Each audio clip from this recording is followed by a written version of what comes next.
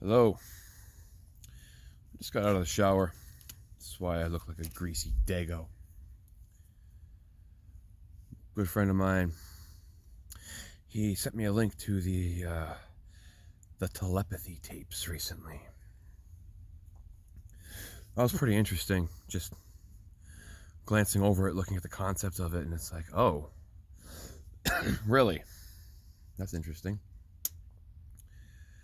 Because I remember being very young, ages, I want to say 6 to 13, where I was always afraid of being out in public.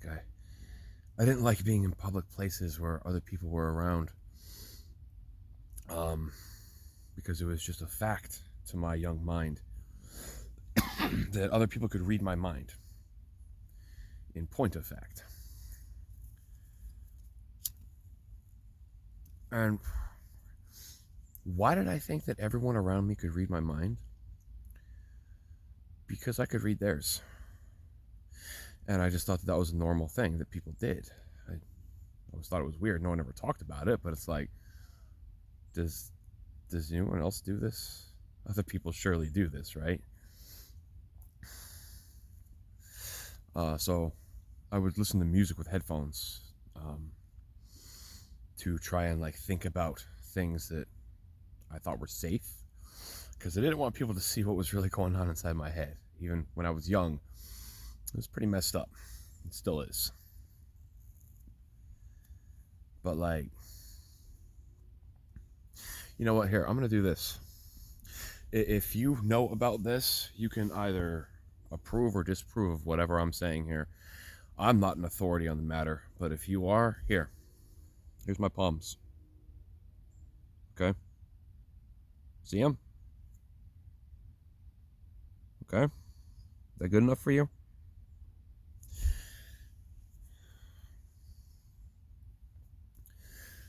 So, I'm just going to tell this in chronological order. The first experience I had with this whole weird thing, I was at some church function. There's a carnival in town, and the church wants to have older members take the younger members along in groups of 5 or 6. So I was with 4 other kids my age, 4 other boys, and then we had a 21-year-old male with us as kind of, our overseer for our group. This particular carnival, however, was not sanctioned. It wasn't allowed to be there. It was a gypsy carnival. They just kind of show up over the weekend, set everything up, tear it down before anyone can do anything about it. I learned it was a gypsy carnival because we were at the end of this one aisle. It had booths on either side of the aisle, strung up filament light bulbs, not Christmas lights, just a string of light bulbs. It was pretty ghetto. But we was playing that one game where you shoot the water into the clown's mouth and fill up the balloon on top of the head, And I'm looking out to where the aisle ends, and eventually there's just a stilt for one of the roller coasters there, painted bright orange. And at first I'm just like, I want to see how this thing's actually built. I want to see where all the rivets are, all the nuts and bolts. How does this thing get held together? So I just kind of start walking towards it. And then beyond that stilt for the roller coaster, it was solid blackness.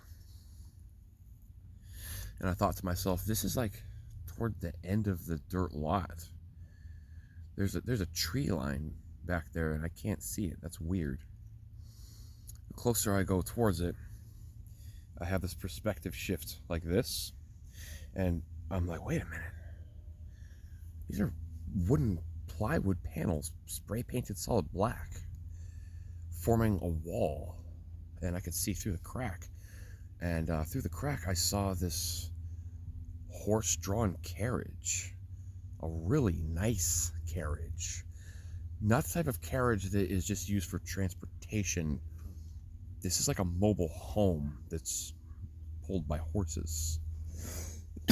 There's immaculate oil lamps on the front sides of it, hanging off of these like metal animal effigy faces with a ring in the mouth.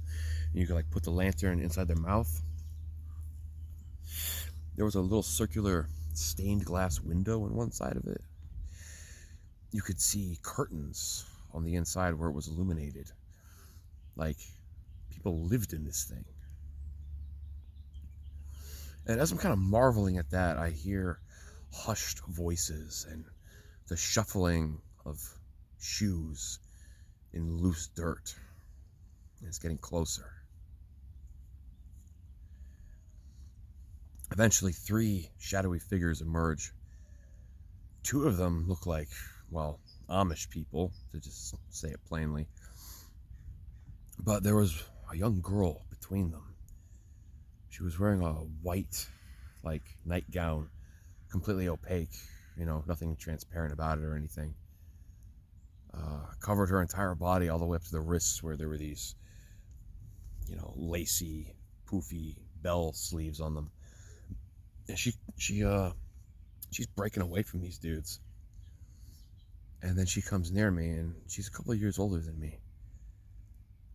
And she grabs my hands and is just like looking at my palms. And then she looks at me, and she looks at my palms, and she looks at me. And all she can say is, "You are too." And then excitedly, kind of like hopping on her heels a little bit, she's still holding me by the wrist. She's like, "You are too. You are too." And I'm thinking she's saying TOO, as in as well as, also. And I'm just like, oh my gosh, I'm about to be kidnapped. These people think I'm a gypsy as well. I was terrified. I've never been more paralyzed with fear in my life than I was for those few seconds when I thought I was about to get kidnapped. And those 2 other dudes, they come out of the darkness, they grab her by her arms, and they drag her back behind the black wood and plywood boards. And I can hear her just continuously saying, "He is too. He is too." And I'm like, yo, lady, holy crap, something wrong with her. Years go by, and by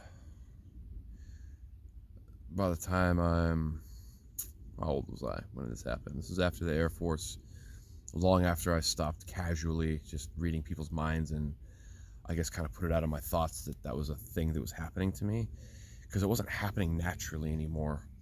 From a distance, that stopped happening. But I was probably about 21. We was all smoking weed in Justin's driveway because he had a basketball hoop. He was like the only one of us that had a basketball hoop in his front driveway. So we hung out there, smoked weed, drank booze, the usual young man things that you do around here,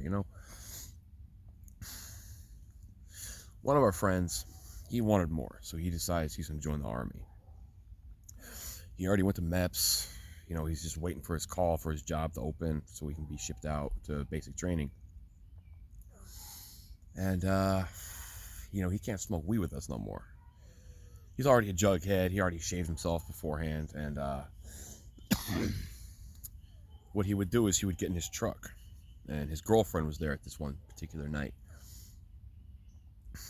So he gets in the truck, turns the air conditioning on, turns the cabin recycler on so it's not pulling air from the outside. And he'd wait until we're done smoking weed, put the bong away. He'd wait about 10 minutes for the air to, clear up and everything. And then he would come out of his truck. Now, when I was younger, I was really into like performance magic, street magic, not stage magic, not table magic, but street magic. That is my favorite kind of magic, and that's what I used to practice. Because, go to Vegas all the time. You go to the magic shops that are run by former magicians who used to have acts in Vegas.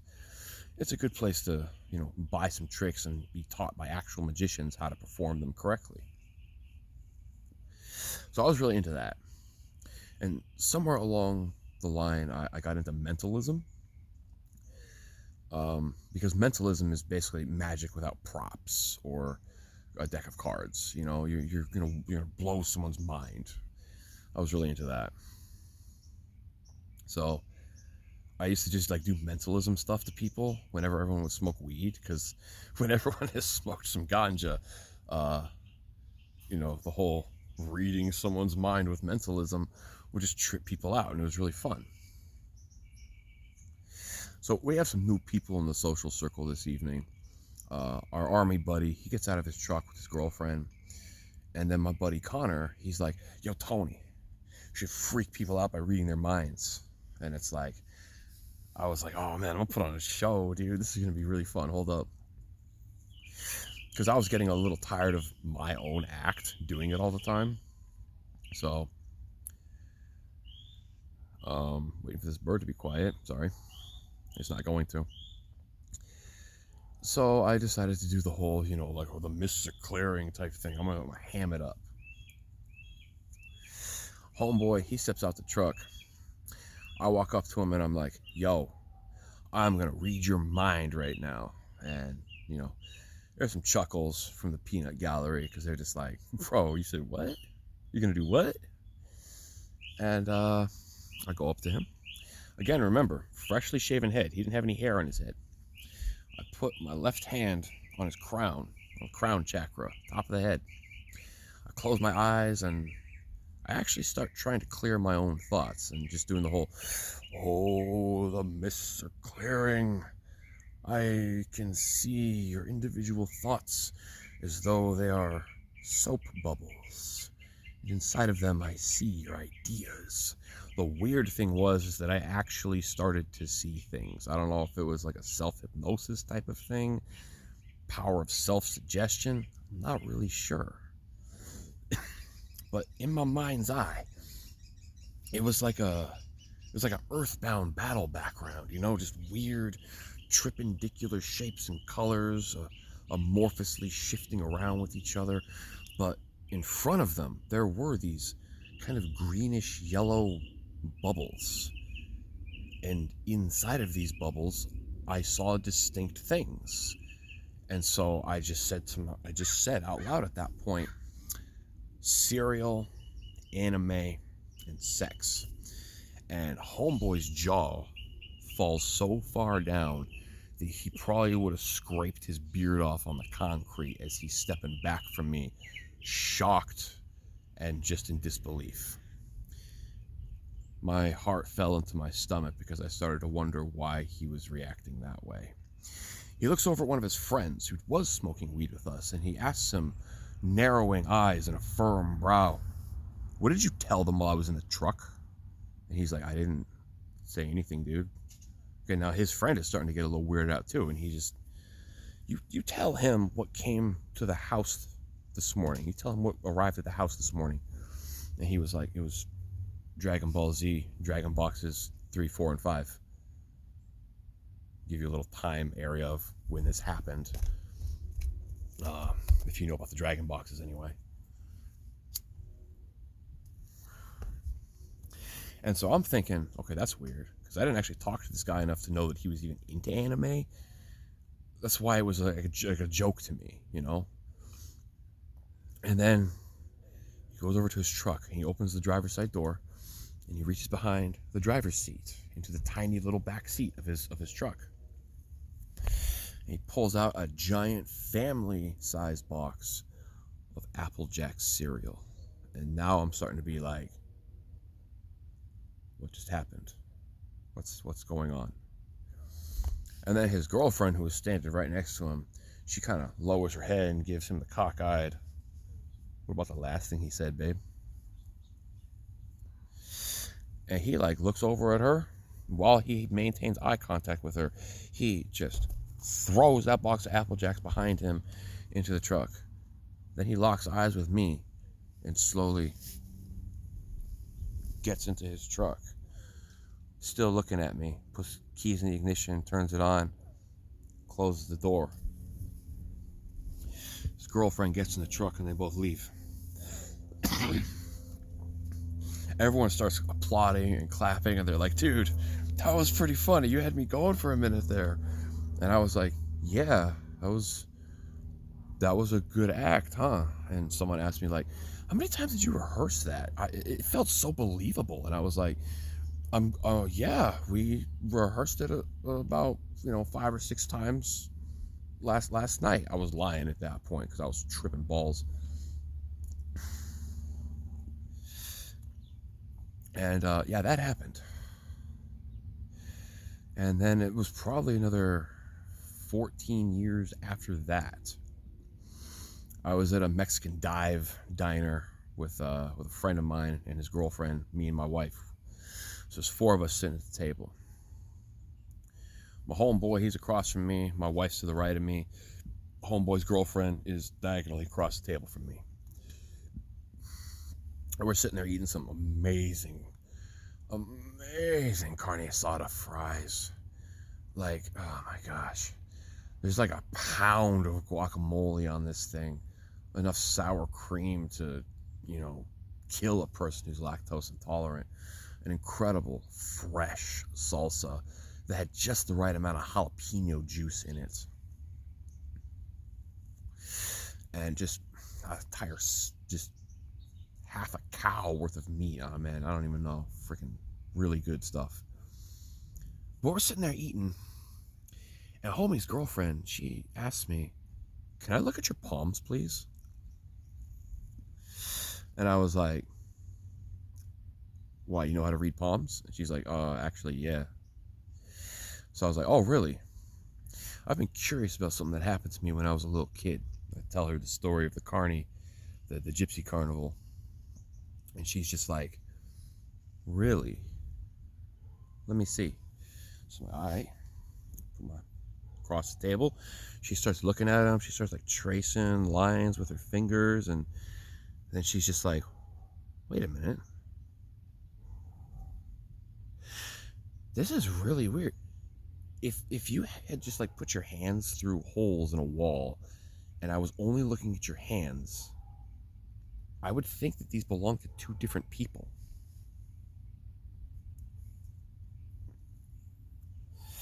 I'm just like, "What? What do you mean?" And she's like, "Well, you have two completely different lifelines that indicate that you're two different people at the same time." And then she keeps going over them more, and she's like, "Well, here's the other weird thing is, did you know that you have psychic triangles in each of your palms?" And I'm just like, "Real? Well, how about that? That might explain a thing or two in my life that I haven't been able to explain before, and that is really weird." And then I went through just a study session a couple nights later. I was curious. Now I'm going to have to dox myself a little bit here just to prove a point. I was born on February 19th. February, and you can look this up yourself. February 19th is the only single day when both the Eastern and Western zodiacs both shift signs on the same day. The only day that happens.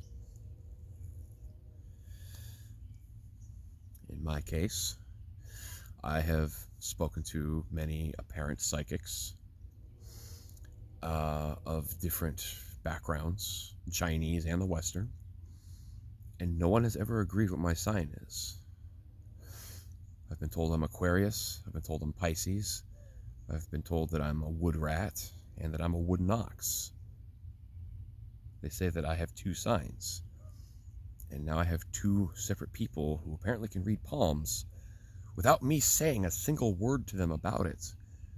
Simply looked at my palms and said, "Hey, did you know that you're two people at the same time?"